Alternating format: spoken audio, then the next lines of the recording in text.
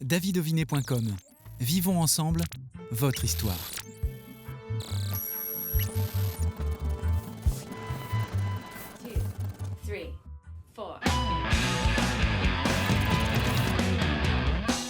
C'est la 200e de Backstage. Merci d'être avec nous pour cet anniversaire. Et pour marquer cet événement, nous voulions une émission rock'n'roll. Alors, qui de mieux pour nous accompagner que Laurent Charliot, écrivain et passionné de musique, qui vient notamment de sortir le tome 3 de Rock Stories, où il partage 200 anecdotes sur l'histoire du rock. Tout s'alignait parfaitement. Montez le son, c'est parti!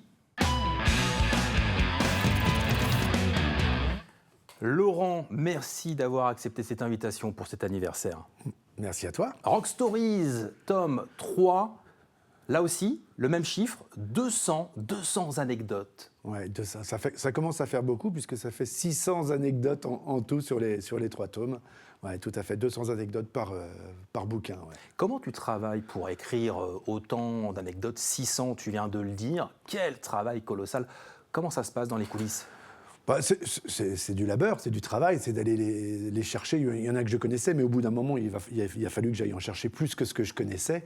Donc, il faut les chercher, mais le plus gros, c'est pas d'aller les chercher, c'est surtout de les contrôler, de les vérifier et puis de les écrire ensuite, parce que on trouve de tout, on trouve beaucoup d'informations, mais il faut les recouper. Alors, c'est un travail de lecture de biographie, reprendre des articles de confrères, parfois appeler des confrères pour vérifier une information, pour être certain d'être au complet, même si souvent ces histoires sont à la limite du mythe ou de la réalité, il faut quand même qu'on s'appuie sur des faits réels. 200 anecdotes sur le volume 3, comme le 2 et le 1. Est-ce que tu peux nous en sortir une sur le dernier volume ? Une sur 200, c'est compliqué. Alors, si, parce que ce qu'il faut bien comprendre, c'est que dans chacun de ces volumes, il y a 200 histoires. Alors, il y a la grande histoire. La grande histoire du rock, c'est celle qui avec un grand H, celle qu'on connaît quand on s'intéresse au rock, hein, les grands drames, les grands faits d'armes des musiciens. Mais ça va jusqu'au petit potin. Et à la limite, c'est peut-être celle-là que je préfère. Je vais en citer une de celle-là, parce que finalement, c'est les plus croustillantes, les plus marrantes, parce qu'il y a même un peu d'humour parfois. C'est celle de Nick Cave. Nick Cave, qui a avoué un grand moment de solitude. C'était au moment de la mort de Charlie Watts en 2021. Il était interviewé et il a raconté, on lui a demandé s'il avait déjà rencontré Charlie Watts. Et il a dit oui, mais ça a été un grand moment de solitude. Et il explique que ce jour-là, il y avait une séance de sport. La première fois qu'il allait faire une séance de sport avec un coach, ça le gavait, mais il fallait y aller. Il avait dit oui. Et il avait jamais été faire de sport, donc il a commandé sur Amazon un survêtement. Quand il est arrivé, il était trop petit, mais il n'avait pas le temps de le changer. Il n'avait pas de chaussures de sport, il en a piqué à un de ses fils. Et puis, il s'est mis un bob sur la tête. Il est parti à sa séance de sport. Il s'est fait malmener. C'était le pire souvenir de sa vie, en se disant je peux pas avoir pire souvenir de ma vie aujourd'hui. Et en sortant, alors il est dégoulinant en bob, quand on connaît Nick Cave, hein, quelqu'un qui est un dandy en général, et il s'aperçoit qu'il n'a pas le temps de repasser chez lui avant d'aller à l'aéroport chercher Suzy, sa femme, qui arrive à l'aéroport. Donc il file à l'aéroport, et dans les couloirs de l'aéroport, qui est-ce qu'il croise à un moment? Il explique dans l'interview qu'il avait l'impression d'être au ralenti. Il voit Charlie Watts, costume, cravate, 3 pièces, dandy anglais, arrivé face à lui. Ils se sont jamais rencontrés, ils se sont jamais parlé, mais chacun connaît l'autre. Et là, ils se regardent, plus ils s'approchent, et il a senti dans le regard de Charlie Watts que celui-ci baissait les yeux et faisait semblant de ne pas le voir pour ne pas le vexer, parce que tellement il était piteux. Et il a expliqué que c'était certainement un des plus grands moments de solitude. Voilà, c'est le genre d'anecdote comme ça où c'est futile, c'est croustillant, mais c'est rigolo. Et ça se lit très très bien, que ça soit le 3e, le 2e ou même le 1er. L'écriture, ça fait partie de ta vie. Et là, tu as décidé, puisque le 4 avril prochain va sortir ton premier roman. Pourquoi ce virage ? Alors, c'est pas un virage rapide, parce que ça fait des années que j'avais envie de le faire, ce virage. Ça fait peut-être 10 ans que j'avais envie d'écrire un roman. J'ai commencé il y a 10 ans à écrire un roman que j'ai abandonné au bout d'un an. J'ai recommencé il y a 4-5 ans. J'ai abandonné à nouveau parce que je ne me sentais pas capable. Dès que je lisais un vrai roman le soir, je me disais que j'étais pas au niveau. Le syndrome de l'imposteur, quoi. Ouais, un petit peu, tout à fait. Et puis des gens m'ont mis en confiance, des gens en me disant, mais écoute, tu auras un style, ça sera le tien, faut y aller. Et puis surtout, c'est qu'il faut une bonne histoire. Et à un moment, j'ai eu le sentiment, il y a 1 an et demi, que j'avais la bonne histoire. Donc j'ai été jusqu'au bout, et voilà, le livre est sorti. Enfin, il sort le 4 avril. Parle-nous d'Emma Carter et parle-nous du pitch de L'ombre d'un roi. Ouais, alors c'est pas. Tout le monde me demande est-ce que c'est un bouquin musical, pas forcément. Bien évidemment, on se refait pas. Et j'ai quelques références à la musique, mais c'est pas un livre musical. C'est l'histoire de Emma Carter. Elle a 53 ans. Elle est journaliste au New York Times dans la rubrique politique. Elle a fait les grandes enquêtes du journal. Mais à 53 ans, elle n'est pas bien dans sa peau. Elle est un peu brisée psychologiquement parce qu'elle vient d'être larguée par son petit ami. Et puis surtout, son directeur la met sur une voie de garage depuis un petit moment parce qu'il y a des jeunes loups dans l'ongle et qui veulent prendre sa place. Et elle est envoyée, je pense que c'est la goutte d'eau qui fait déborder le vase, elle est envoyée sur un procès à Clearwater en Floride, un procès qui n'intéresse personne. C'est le sénateur Richardson qui a fait de la fraude fiscale comme il s'en passe partout aux États-Unis. Et donc elle est envoyée là-bas pendant 15 jours. Et donc pour elle, ce qui est une punition, eh bien en fait va devenir une rédemption puisqu'en fait elle va faire une rencontre qui va lui donner l'envie de tirer un fil sur une histoire et en fait elle va découvrir au bout de tout ça un des plus grands secrets de l'histoire de l'Amérique caché par le FBI et là c'est assez rigolo parce que c'est la fiction qui rattrape la réalité puisqu'il y a un point de bascule dans l'ouvrage où les gens vont se rendre compte au bout d'un moment qu'ils sont passés dans la réalité puisque je parle de faits réels, j'ai enquêté sur des faits réels avec des personnages réels pour arriver à une chute que je laisse découvrir à chacun. Plutôt espionnage, du coup, ce roman, thriller, on est plutôt sur quelque chose de policier. Alors, oui et non, parce que il aurait pu y avoir un policier qui enquête. Là, c'est une journaliste qui s'intéresse à quelque chose et qui fait cavalier seul. Mais c'est quelque part, c'est une enquête et puis elle déroule des preuves. C'est plus quelque chose comme si un détective privé avait pris l'affaire en main. Mais oui, il y a un petit côté thriller.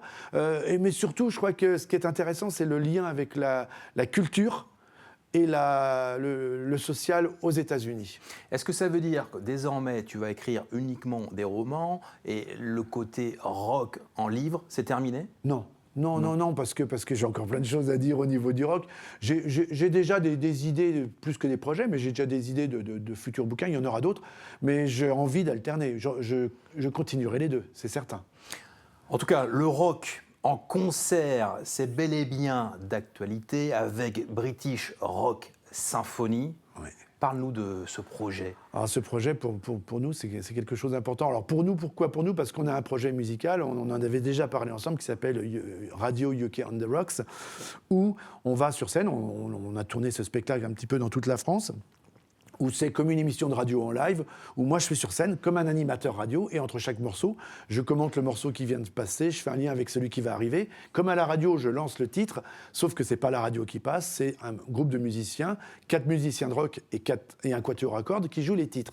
Sauf que à Poupée cette année, en exclusivité pour Poupée, on va jouer avec 60 musiciens de l'Orchestre national des Pays de la Loire derrière nous. Incroyable. Et d'ailleurs, on passe tout de suite la bande-annonce.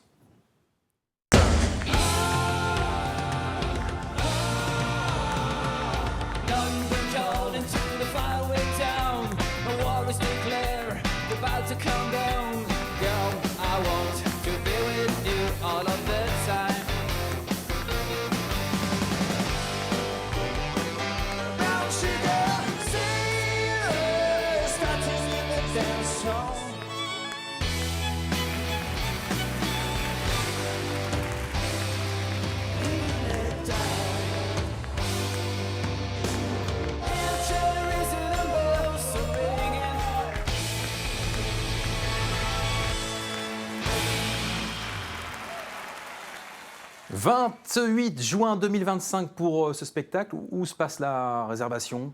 Eh bien, c'est sur le site du Poupée. Sur le site du Directement. Poupée, tout à fait. Bon, et tes livres alors ? Comment peut-on les acquérir ? On peut les acquérir dans toutes les bonnes crèmeries, c'est comme ça qu'on dit, dans les librairies, sur toutes les plateformes numériques. Et puis il y a aussi ma boutique en ligne où on peut aller directement aider les jeunes auteurs comme moi. Ça s'appelle iena-édition.com. Les jeunes auteurs quand même en sont te concernant à 12 livres maintenant. C'est une douzaine de livres. C'est quand même extraordinaire. Alors pour le live, tu as choisi de faire venir les Dynamite Shakers. Pour quelle raison ? Parle-nous de ce groupe. Ça a été comme une évidence. Quand tu m'as demandé de faire venir un groupe, c'était comme une évidence parce que ce sont des locaux de l'Étape et comme toi, moi j'ai toujours eu à cœur de mettre en avant produisons local et consommons local. Et puis surtout, c'est que depuis 5 ans, depuis leur création, ils ont explosé. C'est les chouchous de la presse parisienne. Zegut ne parle que d'eux, Mikhailov ne parle que d'eux, et puis ils vont à une vitesse folle. Moi, ce qui m'a impressionné chez ces jeunes garçons, parce que ce sont des gamins, pour moi, puisqu'ils ont une vingtaine d'années, c'est qu'ils ont assimilé toute l'histoire de la musique et qu'ils sont capables non seulement de la retranscrire, mais d'aller plus loin, parce qu'aujourd'hui, ils font plus que des reprises, mais ils font des compositions. Leur album est formidable.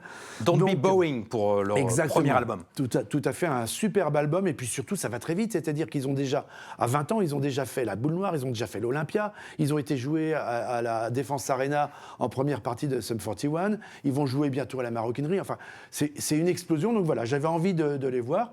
Et puis ce que je trouve génial, c'est qu'ils sont attachés à la Vendée, ils sont à Saint-Gilles-Croix-de-Vie. On peut les voir régulièrement au Roxy, qui est une superbe salle entre parenthèses. Donc voilà, c'est pour tout ça que j'avais envie de les retrouver. Ticket Girl, c'est le titre des Dynamite Shakers.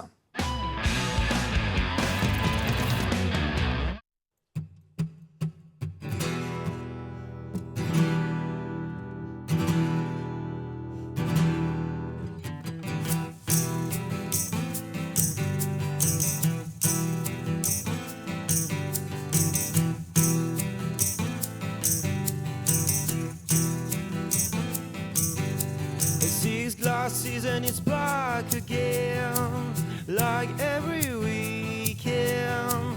The little ride you want me to take, I cannot refuse it.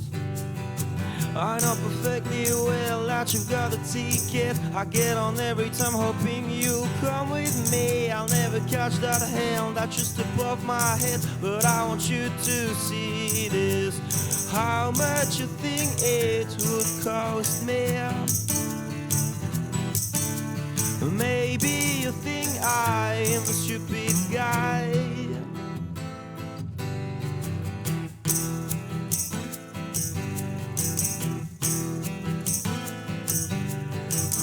You said it's alright, wait for the right time. Maybe it will change soon. You said it's alright, wait for the right time. It's always the same things, and I always fall back into it. How much you think it would cost me? Maybe you think I'm a stupid guy.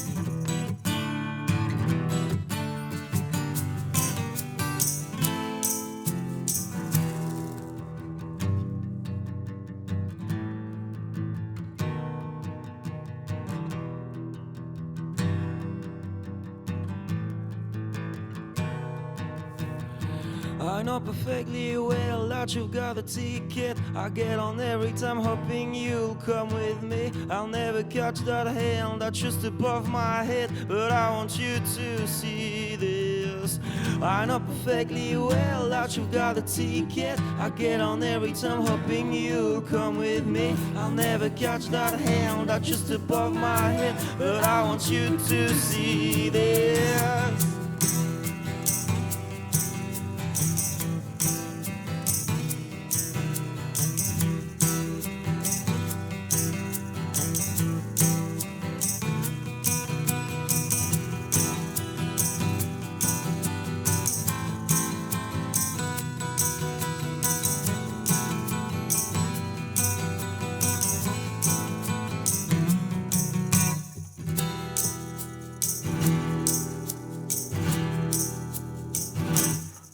Merci Laurent pour ce cadeau et puis alors vraiment un immense merci au Dynamite Shaker pour ce beau live. Si vous avez aimé leur énergie, foncez découvrir leur premier album, on le disait, Don't Be Boring. Merci également à notre équipe exceptionnelle, Olivier, Jeff, Nicolas et Antoine, ainsi qu'à tous les artistes qui sont venus pour l'émission. Vous pouvez d'ailleurs les retrouver, les émissions et les épisodes sur le site internet tvvendée.fr.